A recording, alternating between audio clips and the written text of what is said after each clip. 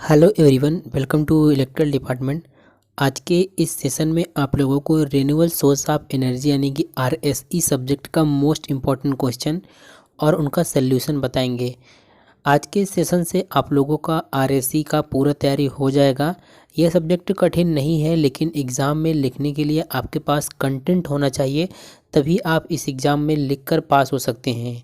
इस सेशन के समाप्त होने पर आप लोगों को पीडीएफ नोट्स प्रोवाइड करेंगे, इसलिए सभी लोग टेलीग्राम चैनल को ज्वाइन कर लें। और जो renewable source of energy subject है, इसका एग्ज़ाम आपका 7 जनवरी से होगा। तो अगर 2 दिन भी आप इस सब्जेक्ट को टाइम दे देते हैं तो आपकी तैयारी पूरी हो जाएगी। तो चलिए आज के सेशन को हम स्टार्ट करते हैं। आप लोग पूरा सेशन को देखिएगा, उसके बाद आपका पूरा तैयारी हो जाएगा। आपको अलग से पढ़ना नहीं पड़ेगा और रिवीजन के लिए नोट्स भी हम प्रोवाइड कर देंगे। तो सबसे पहले हम देखते हैं जो आपका renewable source of energy subject है, उसमें किस टाइप क्वेश्चन एग्जाम में पूछे जाते हैं और कितने क्वेश्चन आते हैं। तो बात करें renewable source of energy subject की, तो उसमें जो है आपके सिलेबस में 5 से 6 चैप्टर हैं और लगभग सभी चैप्टर से एक ही क्वेश्चन पूछे जाते हैं। तो जो इम्पोर्टेंट क्वेश्चन है यहाँ पर आप देख सकते हैं, उसका लिस्ट हमने बना लिया है और इसको अपने टेलीग्राम चैनल पर सेंड कर देंगे। तो आप लोग वहाँ पर इंपॉर्टेंट क्वेश्चन देख लीजिएगा और सभी इंपॉर्टेंट क्वेश्चन की तैयारी आपको हम इस सेशन में करा देंगे। तो अगर पेपर की बात करें तो इसमें भी सभी पेपर की तरह ये आपका पूरा थ्योरेटिकल सब्जेक्ट है। तो इसमें क्वेश्चन 1, क्वेश्चन 2, क्वेश्चन 3 इसी प्रकार से टोटल 5 क्वेश्चन आते हैं और सभी क्वेश्चन में 3 क्वेश्चन होते हैं, जिनमें से 2 करने होते हैं। तो जो आपका पहला क्वेश्चन देखिए, पहला क्वेश्चन होता है, इसमें 3 क्वेश्चन दिए होंगे और तीनों में से आपको एक सॉल्व करना होगा इसमें से। और प्रत्येक क्वेश्चन जो होता है वो 5 नंबर का होता है। तो कुल मिलाकर 17 नंबर का पास मार्किंग होता है। अगर आप 4 क्वेश्चन भी अच्छे से सॉल्व कर देते हैं तो आपको पूरा नंबर मिलने का चांस रहता है। तो यहाँ पर सबसे पहले हम चैप्टर 5 से इंपॉर्टेंट क्वेश्चन देखते हैं। जो आपका चैप्टर 5 है वो है geothermal energy and tidal energy. ये चैप्टर और इसके बाद जो आपका दूसरा चैप्टर है वो चैप्टर, इसमें कुछ चैप्टर हैं जो कि काफ़ी ज़्यादा इंपॉर्टेंट है और उन चैप्टर से 2 क्वेश्चन लगभग तय होते हैं कि 2 क्वेश्चन एग्जाम में पूछे जाएंगे। तो सबसे इंपॉर्टेंट चैप्टर जो है सबसे पहले उसको देख लेते हैं, फिर जो आपका चैप्टर 1 हो गया, जो चैप्टर से एक ही क्वेश्चन आते हैं, उन चैप्टर्स को हम लास्ट में देखेंगे। तो देखिए, इसमें जो आपका चैप्टर 5 है geothermal energy and tidal energy, मतलब कि बहुतापी ऊर्जा और ज्वार ऊर्जा। तो यहाँ पर देखिए इंपॉर्टेंट क्वेश्चन ही केवल हमने नोट्स में बनाया, यहाँ पर आप लोग नोट्स देख सकते हैं। ये कंप्लीट नोट्स है, केवल इंपॉर्टेंट क्वेश्चन का और उसके साथ सोल्यूशन का ये नोट्स है। इसको हम सेशन को ख़त्म होने के बाद अपने टेलीग्राम चैनल पर सेंड कर देंगे। तो ज़्यादा से ज़्यादा लोग को टेलीग्राम चैनल को फॉरवर्ड कर दीजिए। तो देखिए, इस चैप्टर से सबसे इंपॉर्टेंट क्वेश्चन ये है कि भूतापीय ऊर्जा क्या है। इसके ही क्वेश्चन एग्जाम में आ सकता है कि भूतापीय ऊर्जा क्या होता है। तो देखिए, भूतापीय ऊर्जा क्या होता है, बिल्कुल इजी लैंग्वेज आपको समझाएंगे, बस आप लोग वीडियो को पूरा ध्यान से देखते रहें तो आपको समझ में आ जाएगा कि भूतापीय ऊर्जा क्या होता है। देखिए, अगर इजी लैंग्वेज में आपको बताएं तो ऐसी ऊर्जा, भूतापीय ऊर्जा का मतलब है कि ऐसी ऊर्जा जो पृथ्वी के अंदर, मतलब कि उसके गर्भ में उष्मा के रूप में रहता है, उसे ही बोलते हैं भूतापीय ऊर्जा। तो देखिए, पृथ्वी की सतह के अंदर दबी हुई उष्मा अर्थात उष्मीय ऊर्जा को ही हम क्या कहते हैं, भूतापीय ऊर्जा कहते हैं। और यह ऊर्जा जो है पृथ्वी की सतह से, मतलब पृथ्वी का जो सतह है उससे 10 किलोमीटर गहराई में पाया जाता है। और पृथ्वी का निचला भाग जो होता है, आपको पता होगा, अत्यधिक गर्म होता है। क्यों गर्म होता है? क्योंकि इसके निचले भाग में यूरेनियम, थोरियम, पोटेशियम, मैग्मा आदि पाया जाता है। अब पृथ्वी के अंदर उष्मा जो है गर्म जल, गर्म भाप, शुष्क चट्टान आदि के रूप में पाया जाता है। और जो पृथ्वी है उसके निचले परत में पाए जाने वाले ये पदार्थ होते हैं, जैसे कि यूरेनियम हो गया, थोरियम हो गया, पोटेशियम हो गया, इन पदार्थों को हम रेडियो एक्टिव पदार्थ कहते हैं और इनका विघटन होता रहता है, मतलब ये टूटते रहते हैं और जिससे क्या होता है, पृथ्वी के अंदर का जल और चट्टान क्या होता है, गर्म हो जाता है। और ये जो गर्म जल होते हैं वे भाप फव्वारों के रूप में पृथ्वी से बाहर निकलते हैं। आप लोगों ने देखा होगा कहीं कहीं ऐसा होता है कि पृथ्वी से क्या होता है, गर्म गर्म जल यानी कि भाप के रूप में वो बाहर निकलता है, वो इसी वजह से होता है। और जो ये गर्म जल होते हैं इनका कई जगह इसका उपयोग भी किया जाता है। तो भूतापीय ऊर्जा जो है, ऊर्जा का एक ऐसा स्रोत है जो कई वर्षों से उपलब्ध है और आगे भी उपलब्ध रहेगा, क्योंकि पृथ्वी की गहराई में तापमान की वृद्धि होती रहेगी। तो इस प्रकार से इसको आप लोग केवल इतना समझ लीजिए, यहाँ पर हमने आपको एक्सप्लेन किया कि भूतापीय ऊर्जा क्या है, ताकि जब ये क्वेश्चन आपके एग्जाम में 5 नंबर में आए तो आप एक्सप्लेन करके लिख पाएँ। बाकी शॉर्ट में तो आप यहाँ पर समझ सकते हैं कि ऐसी ऊर्जा जो पृथ्वी के अंदर गर्भ में उष्मा के रूप में समाहित रहता है उसे हम भूतापीय ऊर्जा कहते हैं। या फिर ऐसे एक्सप्लेन कर सकते हैं कि वह ऊर्जा जो पृथ्वी से भाप, वाष्प तथा तप्त जल के रूप में बाहर निकलता है उसे ही भूतापीय ऊर्जा कहते हैं। भूतापी से मतलब है भूमि और तापीय से मतलब है भूमि के अंदर जो तपन है, मतलब जो गर्म पदार्थ है या जो गर्म जल है उसी को बोलते हैं हम भूतापीय ऊर्जा। तो जब भी एग्जाम में क्वेश्चन आएगा तो आपको इतना लंबा लिखना है, तभी जाके आपको 5 नंबर पूरा मिलेगा। इसके बाद देखिए इसी में नेक्स्ट इंपॉर्टेंट क्वेश्चन है कि भूतापीय ऊर्जा स्रोतों का वर्गीकरण कीजिए। मतलब कि जो भूतापीय ऊर्जा है, जियोथर्मल एनर्जी है, वो कहाँ कहाँ से प्राप्त होता है। तो देखिए भूतापीय ऊर्जा स्रोत का वर्गीकरण जो है वो 4 प्रकार से किया जाता है। पहला होता है इसमें हाइड्रोथर्मल सिस्टम स्रोत। हाइड्रोथर्मल सिस्टम स्रोत का मतलब है ऊर्जा के ऐसे स्रोत जिसमें जल गर्म चट्टानों के संपर्क में आकर गर्म हो जाता है। ये स्रोत जो होते हैं सामान्यतः ऊंचे स्थान या पहाड़ी क्षेत्र में पाया जाता है।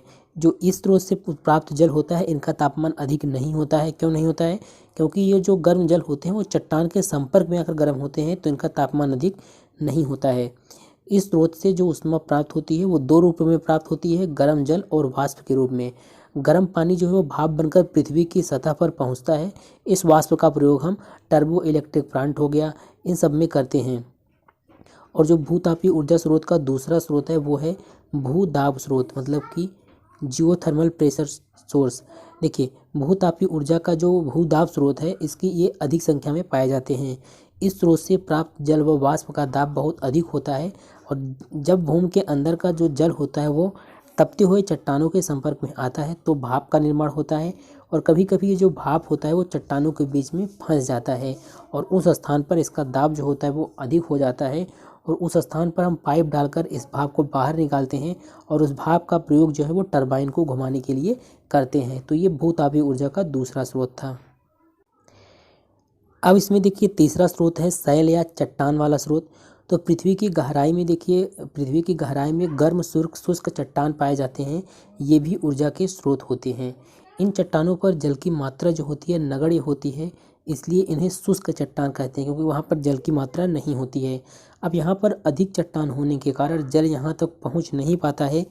ऊर्जा के इस स्रोत का हम दोहन करने के लिए, यानी कि यूज़ करने के लिए इसको चट्टानों को तोड़ा जाता है, तोड़ने का उपाय किया जाता है ताकि उस गर्म जल तक पहुंचा जा सके। और इस प्रकार से जो जल प्राप्त होता है इसका तापमान जो होता है 150 डिग्री से 290 डिग्री सेंटीग्रेड तक होता है। इसके बाद आता है भूतापीय ऊर्जा स्रोत में अगला है आपका मैग्मा स्रोत।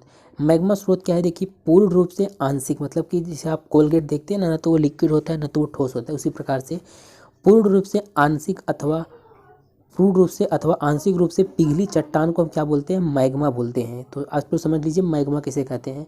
तो ये चट्टान जो होती है पृथ्वी सतह से 20 से 40 किलोमीटर गहराई में पाई जाती है। उष्मा के ये स्रोत जो होते हैं प्रायः ज्वालामुखी क्षेत्रों के निकट पाए जाते हैं, क्योंकि वहाँ पर इनका तापमान जो होता है 650 डिग्री सेंटीग्रेड होता है। और तो इस प्रकार से यहाँ पर आपको भूतापीय ऊर्जा के स्रोत हो गए। अगर एग्जाम में ये क्वेश्चन आता है तो आपको यहाँ पर लिखना है, किस प्रकार से लिखना है हमने आपको वहाँ पर बता दिया कि भूतापीय ऊर्जा स्रोत का वर्गीकरण कीजिए। तो आपको यहाँ पर हेडिंग याद कर लेना होगा कि पहला है इसमें हाइड्रोथर्मल सिस्टम स्रोत, और दूसरा है इसमें भूदाब स्रोत, तीसरा है शैल है चट्टान स्रोत, और चौथा है इसमें मैग्मा स्रोत। ये 4 स्रोत हैं जहाँ से हमको भूतापीय ऊर्जा प्राप्त होती है। इसके बाद देखिए इसी चैप्टर में आपका एक और इम्पोर्टेंट क्वेश्चन है। केवल इस चैप्टर में 3 इम्पोर्टेंट क्वेश्चन है जो कि एग्जाम में आ सकते हैं। तो देखिए अगला आपका जो इम्पोर्टेंट क्वेश्चन है वो है कि भूतापीय ऊर्जा से वैद्युत शक्ति प्राप्त करने की विधि को समझाइए। ये क्वेश्चन लगभग सभी चैप्टर से आ सकते हैं कि सौर ऊर्जा से विद्युत कैसे प्राप्त करेंगे, पवन ऊर्जा से विद्युत आप कैसे प्राप्त करेंगे। तो इसी प्रकार से इसमें ये क्वेश्चन बनेगा कि भूतापीय ऊर्जा से वैद्युत शक्ति प्राप्त करने की विधि को समझाइए। ये क्वेश्चन 5 नंबर का आएगा। इसमें आपको डायग्राम भी बनाना होगा। तो इसका आंसर चलिए देखते हैं, बिल्कुल ईजी लैंग्वेज में आपको समझा देते हैं।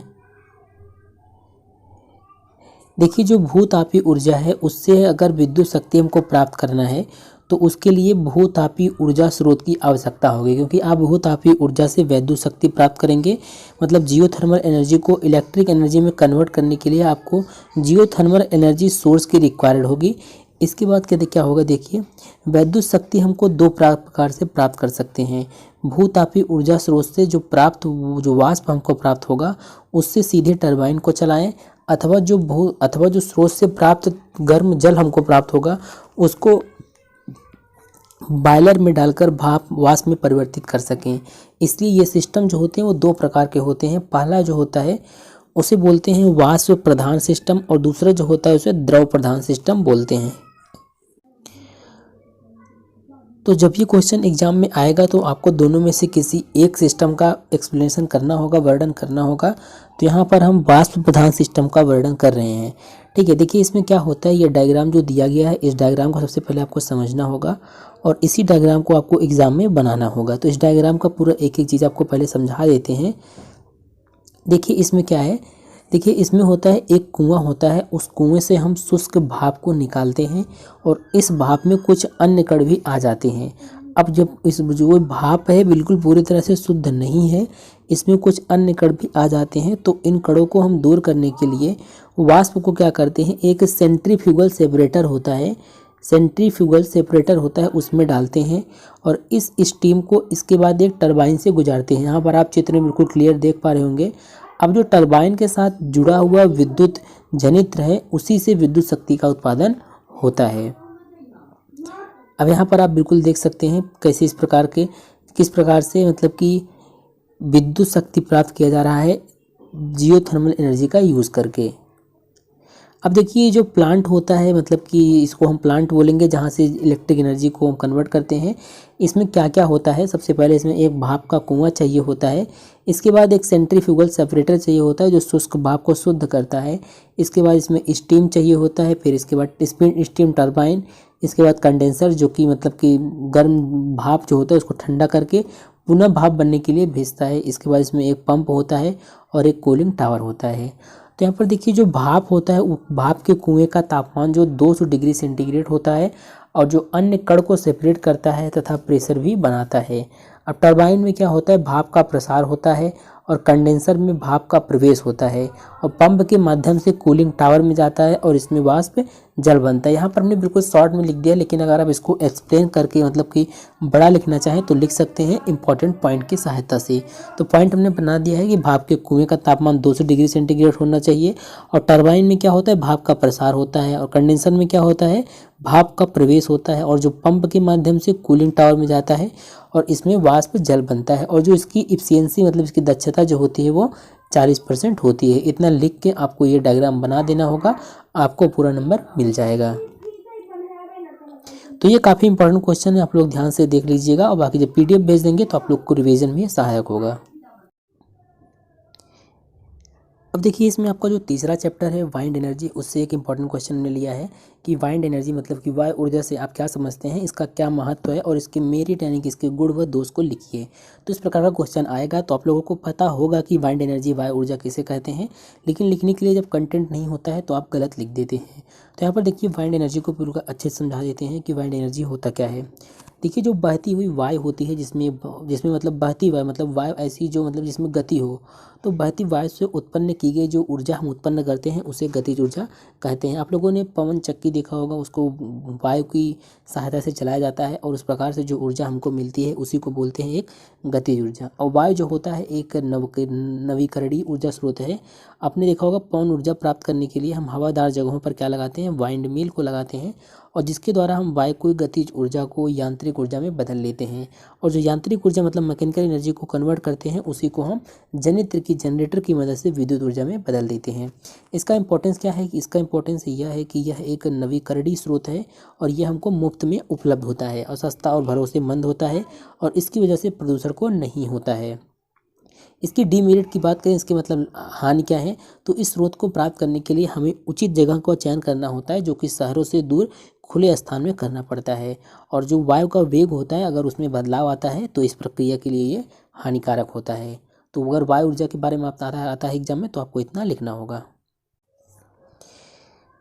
इसके बाद देखिए एक चैप्टर है आपका, तीसरा चैप्टर है बायो एनर्जी मतलब बायो एनर्जी, तो मतलब कि जैव द्रव्यमान। तो इसको हम बायो एनर्जी मतलब देखिए बायो एनर्जी चैप्टर में एक क्वेश्चन आ सकता है कि बायो एनर्जी से आप क्या समझते हैं।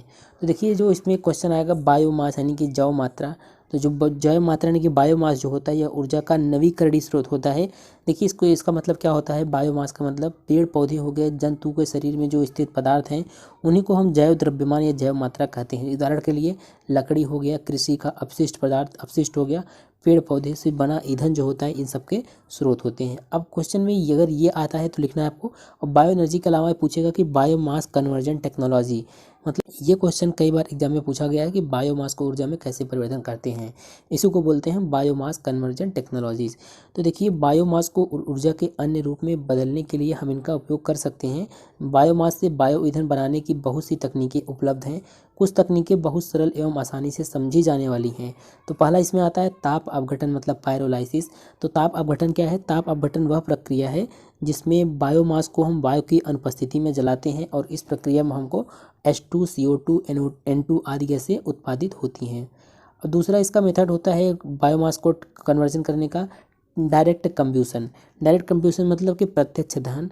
इस मेथड में क्या होता है, हम बायोमास को ऑक्सीजन की उपस्थिति में जलाकर हीट एनर्जी प्राप्त करते हैं और इस मेथड का उपयोग घरेलू क्षेत्रों व छोटे इंडस्ट्री में किया जाता है। और जहाँ पर लकड़ी, उपली, वेजिटेबल वेस्ट हो गया, एग्रीकल्चर वेस्ट हो गया, उनको हम सीधे जलाकर हीट एनर्जी प्राप्त करते हैं। इसके बाद देखिए इसी में नेक्स्ट है आपका थर्मोकेमिकल कन्वर्जन। थर्मोकेमिकल कन्वर्जन का मतलब इस कन्वर्जन में क्या करते हैं, हम जो बायोमास है उसको हम अधिक उपयोगी रूप में परिवर्तित कर देते हैं। जैसे गैस हो गया, लिक्विड फ्यूल हो गया, अन्य उपयोगी प्रोडक्ट जो होते हैं इस कन्वर्जन से प्राप्त होते हैं। इसके अंतर्गत दो प्रक्रिया की जाती है। पहला होता है गैसिफिकेशन। गैसिफिकेशन क्या है? गैसिफिकेशन एक ऐसी प्रक्रिया होती है जिसमें हम बायोमास को गैस में परिवर्तित कर देते हैं।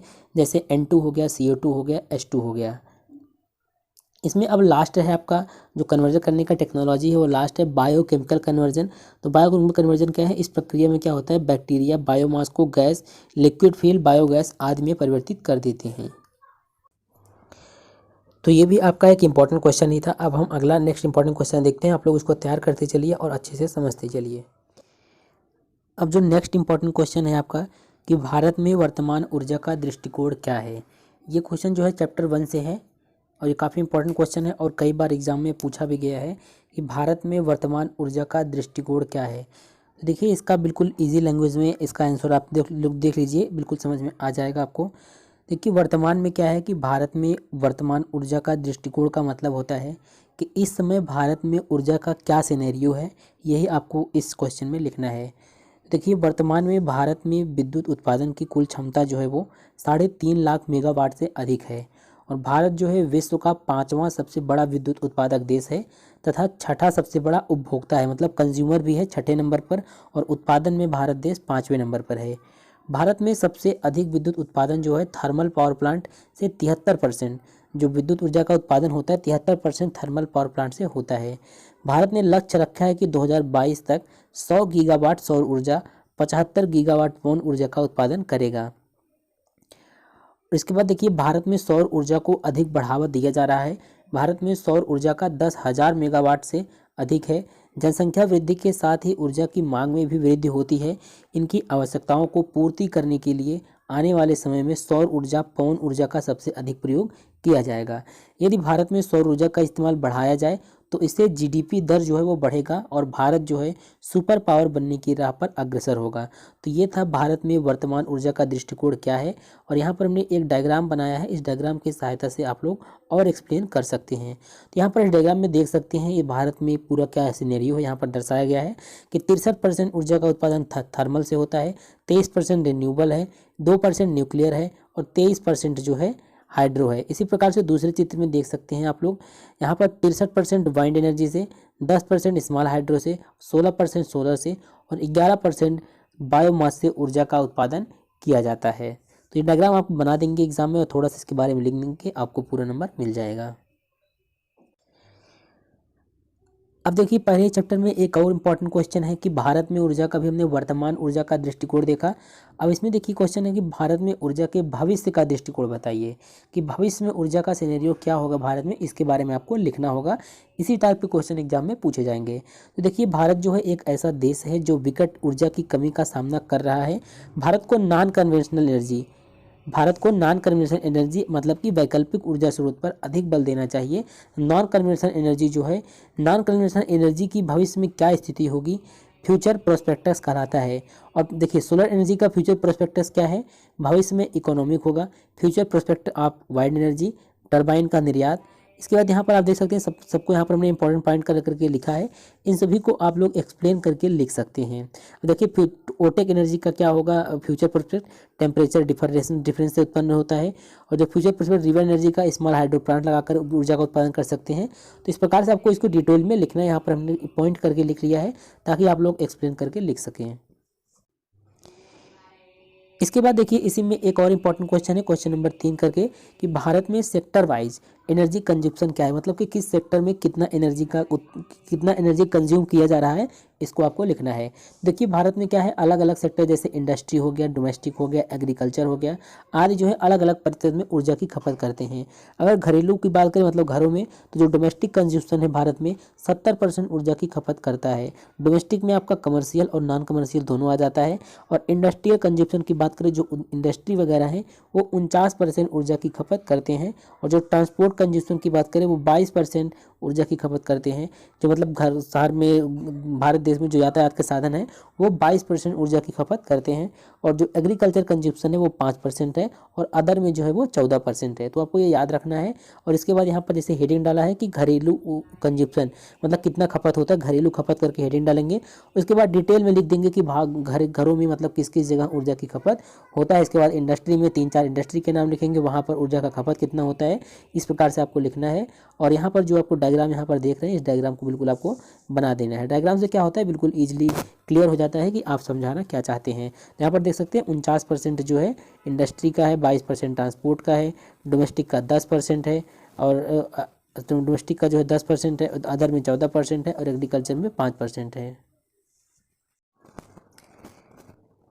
अब यहाँ पर एक और इम्पोर्टेंट क्वेश्चन देख लेते हैं। इस चैप्टर में केवल एक ही क्वेश्चन बनता है, इसको आप लोग तैयार करके जाइएगा, क्योंकि पिछली बार भी ये क्वेश्चन एग्जाम में पूछा गया था कि एमएचडी मतलब कि एमएचडी से विद्युत उत्पादन किस प्रकार से करते हैं। एमएचडी की फुल फॉर्म की बात करें तो इसका फुल फॉर्म होता है मैग्नेटो हाइड्रोडायनेमिक। तो मैग्नेटो हाइड्रोडायनेमिक पावर जनरेटर से आप क्या समझते हैं, या इससे किस प्रकार विद्युत का उत्पादन किया जाता है। देखिए जो एमएचडी होता क्या है, एमएचडी जो होता है वो विद्युत उत्पादन का एक मॉडर्न यानी कि आधुनिक सिस्टम है। इसमें एनर्जी की डायरेक्ट कन्वर्ट किया जाता है, एनर्जी को क्या करते हैं इसमें डायरेक्ट कन्वर्ट करते हैं। और यह जो होता है हीट एनर्जी को सीधे इलेक्ट्रिकल एनर्जी में कन्वर्ट कर देता है। इस कन्वर्जन सिस्टम में किसी भी इंटरमीडिएट की आवश्यकता नहीं होती है, मतलब डायरेक्ट इसमें हीट एनर्जी को इलेक्ट्रिकल एनर्जी में कन्वर्ट करते हैं। इसमें किसी भी इंटरमीडिएट की आवश्यकता नहीं होती है। और जो इसमें मैकेनिकल कन्वर्टर की आवश्यकता नहीं होती है। यहाँ पर इंटरमीडिएट की मतलब यहाँ पर है कि मैकेनिकल कन्वर्टर की आवश्यकता नहीं होती है। इससे क्या होती है, इसकी जो एफिशिएंसी होती है वो बढ़ जाती है। और एमएचडी जनरेटर का कॉन्सेप्ट जो है सर्वप्रथम फैराडे ने 1932 में दिया था। अब इसके प्रिंसिपल की बात करें तो यहाँ पर आप लोग डायग्राम ये बना लीजिएगा। एमएचडी जनरेटर का डायग्राम बिल्कुल सिंपल है। अब देखिए इस डायग्राम में और डायग्राम को एक एक करके आपको समझा देते हैं। अब यहाँ पर जो आपको हम डायग्राम दिखा रहे हैं उसमें क्या है, एमएचडी की कंस्ट्रक्शन को, संरचना को दिखाया गया है। इसमें क्या क्या है, सबसे पहले एमएचडी डक्ट है। तो इसे एमएचडी डक्ट मतलब वाहिका, इसे एमएचडी वाहिका या चैनल भी कहते हैं। तो इसमें जो एमएचडी डक्ट बोलते हैं इसको एमएचडी वाहिका या चैनल भी आप लोग कह सकते हैं। यह क्या होता है, अपने अंदर से गुजरने वाली प्लाज्मा को क्या करता है, प्रसारित या विस्तारित करता है। इसीलिए हम प्रसारित या विस्तारित वाहिका भी कहते हैं। और इसमें देखिए एक होता है मैग्नेट। तो मैग्नेट का क्या काम होता है, इसमें देखिए विद्युत उत्पादन के लिए हम स्ट्रॉन्ग मैग्नेट का यूज़ करते हैं, और ताकि जो अधिक विद्युत क्षेत्र इलेक्ट्रिक फील्ड का उत्पादन अधिक हो। और दोनों चुंबक के विपरीत ध्रुव को हम एक दूसरे के निकट एमएचडी डक्ट को की ऊपरी सतह पर लगाते हैं।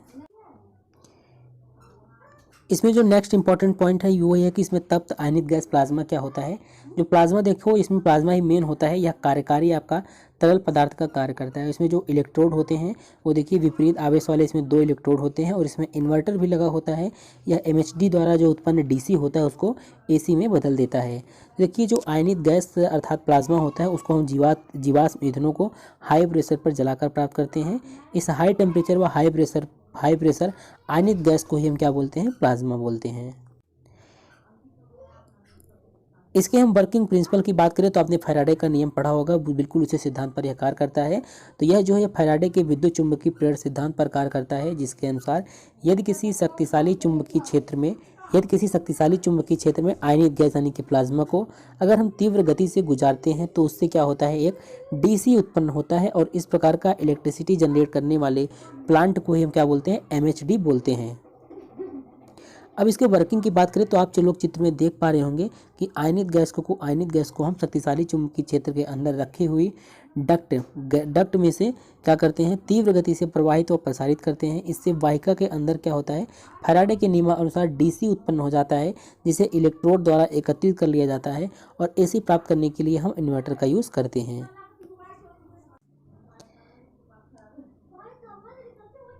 यहाँ पर आप लोग देख सकते हैं इसमें क्या है, यहाँ पर इस डायग्राम को बना दीजिएगा। यहाँ से हम क्या करते हैं, प्लाज्मा को प्रवाहित करते हैं और जिससे क्या होता है, डीसी उत्पन्न हो जाता है। विद्युत जो फैराडे के नियमानुसार उसको हम इन्वर्टर के द्वारा एसी में प्राप्त कर लेते हैं। अगर हम एमएचडी की बात करें तो ये दो सिस्टम में हो सकता है, एक ओपन साइकिल सिस्टम, एक क्लोज साइकिल सिस्टम। तो जो आप यहाँ पर आपका ओपन सिस्टम होता है उसमें हम जो कार्यात्मक द्रव होता है उसको हम वैद्युत ऊर्जा उत्पन्न करने के बाद वातावरण में छोड़ देते हैं, और जो क्लोज सिस्टम होता है उसमें हम कार्यात्मक द्रव को बार बार यूज़ करते हैं। अब इसके हम एडवांटेज की बात करें तो एमएचडी का एडवांटेज क्या है, तो इसमें क्या होता है, गैस की जो आंतरिक ऊर्जा है इलेक्ट्रिसिटी में बदलती है, और एमएचडी में क्या होता है, थर्मल एनर्जी तथा काइनेटिक मतलब गतिज ऊर्जा जो है उसको डायरेक्ट डीसी में बदलते हैं, और जिसमें मैकेनिकल लॉस होता है वो जीरो होता है। और जो दूसरा इसमें पॉइंट है, मैकेनिकल लॉस जीरो होता है और डायरेक्ट इलेक्ट्रिसिटी में कन्वर्ट होता है, और सामान्य जनरेटर की अपेक्षा यह हल्का होता है और इसकी एफिशिएंसी भी अधिक होती है। इसमें कोई भी किसी भी प्रकार का मूविंग पार्ट नहीं होता है। तो बिल्कुल इजी लैंग्वेज में हमने आपको ये वाला चैप्टर समझा दिया कि एमएचडी क्या होता है, इसका एडवांटेज क्या है, इसका मतलब कंस्ट्रक्शन किस प्रकार से होता है, ये वर्किंग प्रिंसिपल क्या है और किस प्रकार से यह वर्क करता है। इसको आप अगर देख लेंगे और अपने नोट्स में नोट कर लेंगे तो आप लोग इसको अच्छे से तैयार कर पाएंगे। अब हम नेक्स्ट इंपॉर्टेंट क्वेश्चन देखते हैं। तो आपका इसमें जो नेक्स्ट इंपॉर्टेंट क्वेश्चन है वो है सोलर फोटोवोल्टाइक पर टिप्पणी कीजिए। तो ये क्वेश्चन भी काफ़ी ज़्यादा एग्जाम में पूछा जाता है, जो आपका सोलर करके चैप्टर है उससे ये क्वेश्चन है। देखिए जो सोलर फोटोवोल्टाइक है ये क्या होता है, एक प्रकार का सेमी कंडक्टर डिवाइस होता है। ये सोलर फोटोवोल्टाइक क्या करता है, जितने भी सोलर विकिरण होते हैं, यानी कि जो सौर विकिरण होते हैं उसको डीसी में बदल देता है। फोटोवोल्टाइक सेल किसे कहते हैं, फोटोवोल्टाइक सेल का मतलब होता है कि फोटोवोल्टाइक सेल जो है एक मोटी पी टाइप सेमीकंडक्टर तथा एक पतली एन टाइप सेमीकंडक्टर का बना होता है। जिस स्थान पर ये दोनों मिलते हैं उसे पीएन जंक्शन कहा जाता है। जिस प्रकार से आप लोग डायोड पढ़े होंगे बिल्कुल सेम उसी प्रकार से इसका कंस्ट्रक्शन होता है। इसमें एक मोटा परत होता है पी टाइप का और एक पतला परत होता है एन टाइप का। तो इस प्रकार से दोनों जहाँ पर मिलते हैं, यानी कि पी और एन जहाँ पर मिलते हैं उसे हम पीएन जंक्शन बोलते हैं।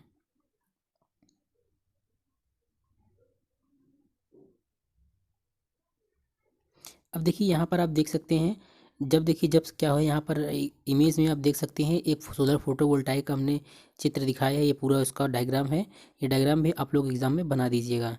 देखिए जब भी जो सौर विकिरण है, जब सौर विकिरण सोलर पर गिरती है तो इलेक्ट्रॉन मूव करने लगते हैं, और यदि इससे लोड लगा हो तो धारा प्रवाहित होने लगता है। एक सेल जो होता है वो 0.5 से 0.7 वोल्ट उत्पन्न करता है। तो आपको इतना एग्जाम में लिख देना है, बाकी इसका जो कंस्ट्रक्शन है इसके हिसाब से, कंस्ट्रक्शन के हिसाब से और भी चीज़ें आप लिख सकते हैं। यहाँ पर आप देख सकते हैं इसमें एक एन टाइप है एक पी टाइप है, ये दोनों जहाँ पर मिलते हैं इसी को हम बोलते हैं पीएन जंक्शन बोलते हैं। तो अगर ये क्वेश्चन एग्जाम में आता है तो आपको इसी के बारे में लिखना है पूरा डिटेल में। यहाँ हमने बिल्कुल शॉर्ट में लिखा है क्योंकि आपको, ताकि ये अगर इतने पॉइंट्स आपको याद रहेंगे तो आप एक्सप्लेन करके लिख सकते हैं। अब देखिए इसमें आपका जो नेक्स्ट क्वेश्चन है वो इम्पोर्टेंट क्वेश्चन है कि जो गैसीफायर है उसके उपयोग बताइए। आप एग्जाम में इस प्रकार से पूछ सकता है कि गैसीफायर के अनुप्रयोगों का वर्णन कीजिए। तो देखिए जो गैसीफायर होता है उसको हम उसकी क्षमता के अनुसार उपयोग में लाते हैं। तो ये कई प्रकार के हो सकते हैं, जैसे एक होता है लघु क्षमता वाले गैसीफायर, और दूसरा होता है मध्यम क्षमता वाले गैसीफायर, और तीसरा होता है दीर्घ क्षमता वाले गैसीफायर, और इसके अलावा भी इसके कुछ अनुप्रयोग होते हैं। जब ये क्वेश्चन एग्जाम में आएगा कि गैसीफायर के अनुप्रयोगों का वर्णन कीजिए, तो आपको 3 हेडिंग बनाकर लिखना है। सबसे पहले लिखना है लघु क्षमता वाले गैसीफायर। तो जो देखिए लघु क्षमता वाले गैसीफायर होते हैं इनका प्रयोग हम 10 HP के यानी कि 10 हॉर्स पावर के पंप के प्रचालन में किया जाता है। जैसे कि कृषि के सिंचाई में हम क्या करते हैं, लघु क्षमता वाले गैसीफायर का यूज करते हैं। और दूसरा है इसमें आपका मध्यम क्षमता वाला गैसीफायर। इसका उपयोग जो होता है हम चावल मिल में, कार्यशाला में, ग्रामीण उद्योग में, जैसे लेथ हो गया, ड्रिल मशीन हो गया, इन सभी को ऑपरेट करने के लिए हम मध्यम क्षमता वाले गैसीफायर का यूज़ करते हैं। इसके बाद नेक्स्ट है दीर्घ क्षमता वाले गैसीफायर। जो दीर्घ क्षमता वाले गैसीफायर है इनकी क्षमता क्या होती है, 50 किलोवाट से अधिक होती है। इसकी वजह से इसका उपयोग जो है इंडस्ट्री में, तेल मिल आदि में होता है। इसके अलावा इसके कुछ अन्य उपयोग भी हैं, जैसे कि देखिए यहाँ पर कृषि के सिंचाई पंप में इसका यूज होता है, विद्युत के उत्पादन में, चावल के मिल में, तेल मिल में, डेयरी उद्योग में, ईंट के भट्ठी में। तो इन जगहों पर गैसीफायर का यूज़ किया जाता है। तो ये क्वेश्चन आता है तो आपको बिल्कुल एक्सप्लेन करके ऐसे ही लिखना है, तब आपको फुल मार्क्स मिल जाएगा। अब देखिए आपका नेक्स्ट इंपॉर्टेंट क्वेश्चन है, वो बिल्कुल एग्जाम में आ सकता है। लगभग सभी चैप्टर में एक क्वेश्चन ऐसा बन जाता है। जैसे बायोमास करके चैप्टर है तो उसमें ये क्वेश्चन बनेगा कि गैसीफायर का यूज़ करके आप विद्युत का उत्पादन कैसे करेंगे।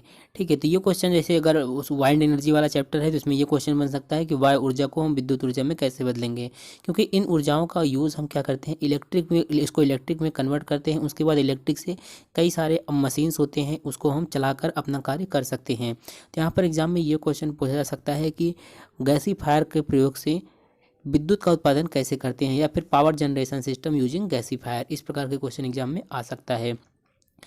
तो सबसे पहले आपको गैसीफायर क्या होता है इसके बारे में एक्सप्लेन करना होगा। उसके बाद किस प्रकार से हम गैसीफायर से पावर को जनरेट करते हैं उसके बारे में लिखना होगा। तो देखिए गैसीफायर बेसिकली होता क्या है। गैसीफायर एक ऐसा उपकरण होता है जिसके अंदर हम बायोमास को क्या करते हैं, भौतिक तथा रासायनिक प्रक्रम द्वारा गैसों का उत्पादन करते हैं।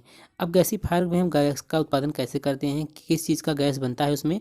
तो जो गैसीफायर होता है उसमें लकड़ी हो गया, अवशेष या जो भी बायोमास होते हैं उसको प्रोड्यूस गैस में बदल दिया जाता है। कार्बन मोनोऑक्साइड तथा हाइड्रोजन का मिश्रण जो है उसको हम प्रोड्यूसर गैस कहा जाता है। ये भी क्वेश्चन देखिए यहाँ पर इस प्रकार भी बन सकता है, क्योंकि हर बार यही क्वेश्चन आता है, थोड़ा सा क्वेश्चन चेंज हो जाएगा कि प्रोड्यूसर गैस से पावर का जनरेशन कैसे करते हैं, ये क्वेश्चन भी आ सकता है। तो जो प्रोड्यूसर गैस होता है आपका, उसमें 60% नाइट्रोजन होता है, 30% कार्बन मोनोऑक्साइड होता है और उसमें मीथेन गैस का मिश्रण होता है। तो अगर गैसीफायर को हमको डेफिनेशन में याद रखना हो तो आप ये याद रखेंगे कि वह रासायनिक उपकरण जो बायोमास को क्या करता है, ईंधन गैस यानी कि CO+N2 में बदल देता है, उसी को हम बोलते हैं गैसीफायर।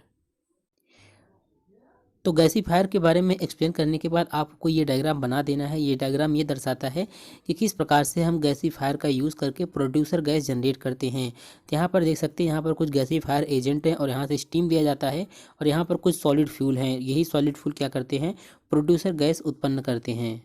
तो ये डायग्राम आपको बना देना है बिल्कुल अच्छे से। तो आपके मार्क जो कभी कभी होते हैं 5 नंबर के क्वेश्चन होते हैं, 1 मार्क आपके कट जाते हैं डायग्राम की वजह से, तो वो मार्क आपके कटेंगे नहीं और आपको पूरा मार्क मिलेगा। और आप लोगों को पता है कि जैसे फाइनल ईयर में अगर बैक लग जाता है तो मार्कशीट पर शो करता है। तो आप लोग बिल्कुल अच्छे से तैयारी करें ताकि फाइनल में आपका अच्छा परसेंटेज और अच्छा मार्क्स आए। इसके बाद देखिए जो बायोमास का गैसीकरण प्रक्रिया है वो गैसीफायर में कराया जाता है। गैसीकरण प्रक्रिया में क्या होता है, बायोमास को हम क्या करते हैं, ईंधन गैस में बदलते हैं, और जो ये गैस होता है इसका प्रयोग हम कृषि उत्पादन में बिजली में किया जाता है। अब इसके हम संरचना को डिटेल में देखेंगे कि किस प्रकार से गैसीकरण यानी कि गैसीफायर द्वारा बिजली के उत्पादन को किया जाता है।